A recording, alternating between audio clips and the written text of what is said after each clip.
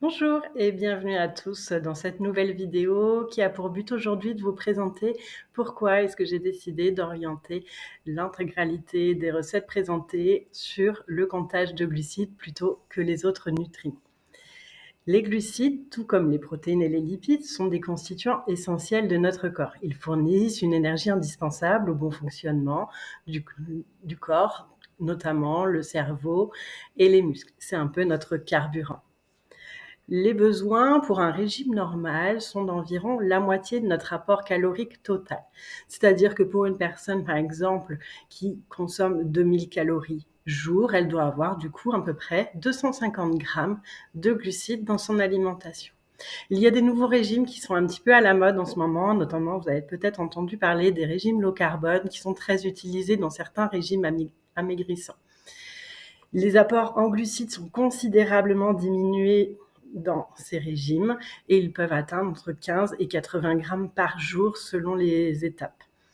Je mets quand même un gros warning sur ces régimes qui ne sont pas sans risque. Il faudra toujours prendre un avis médical avant de les débuter.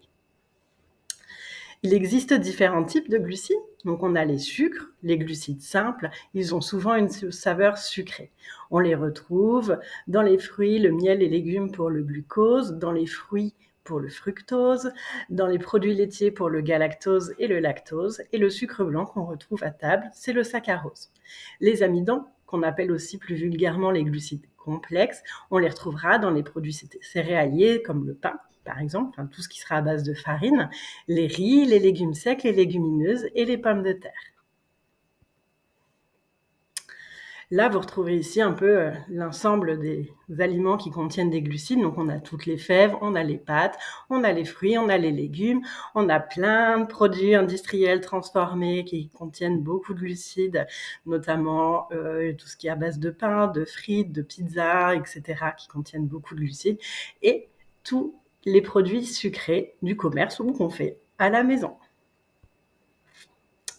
Comment sont digérés les glucides ? Tout simplement, ceux qui sont complexes vont être hydrolysés, c'est-à-dire un petit peu cassés par des enzymes dans les intestins.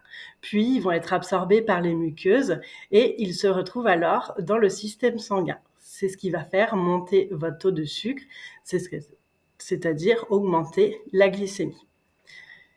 Pour que le taux de sucre reste pas élevé, vous avez une hormone qui s'appelle l'insuline, qui va venir un petit peu comme une clé qui va permettre de faire utiliser ce sucre par les organes tels que le cerveau, les muscles et le foie pour le stocker quand on n'en a pas besoin immédiatement. C'est ce qu'on appelle du coup une hormone hypoglycémiante et elle est indispensable à notre bon fonctionnement.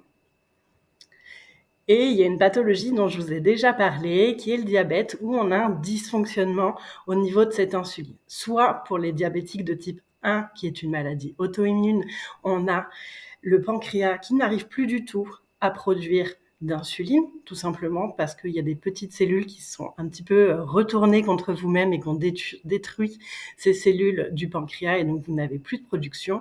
Soit vous êtes sur un diabète de type 2, où là, c'est plutôt la clé qui n'est plus reconnue par les tissus extérieurs, tels que le muscle et le cerveau. Cela entraîne donc une augmentation chronique de la glycémie, c'est-à-dire du taux de sucre dans le sang. Pour qu'on puisse valider un diabète, il faut avoir 2 glycémies supérieures à 1,26 g le matin avant le petit déjeuner ou à 2 g à n'importe quel moment de la journée. Les traitements. Donc le but de traitement, on entendra bien, c'est de maintenir ce taux de sucre, cette glycémie, dans les valeurs normales qui sont 70-180 mg par décilitre. Pour pouvoir les maintenir, on a 2 traitements différents selon l'origine du diabète. Donc soit on aura une multi-injection par des stylos d'insuline ou une pompe à insuline qui diffusera en continu de l'insuline dans le corps. Soit pour le diabète de type 2, on commencera d'abord par des mesures hygiéno-diététiques en limitant notamment un maximum la quantité de sucre et de glucides dans l'alimentation et en cherchant à faire perdre du poids en limitant les matières grasses. Par l'introduction également d'antidiabétiques oraux, c'est des cachets tout simplement qui vont favoriser la production d'insuline. Et en tout dernier lieu, quand on a trop de résistance et plus assez de production, on passera comme le diabète de type 1 aux multi-injections d'insuline au stylo.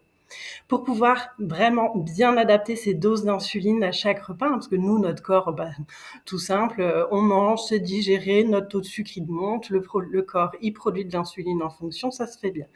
Mais sauf que du coup, là, quand ça ne fonctionne plus, il faut que la personne, elle sache adapter ses doses par rapport à ce qu'elle mange.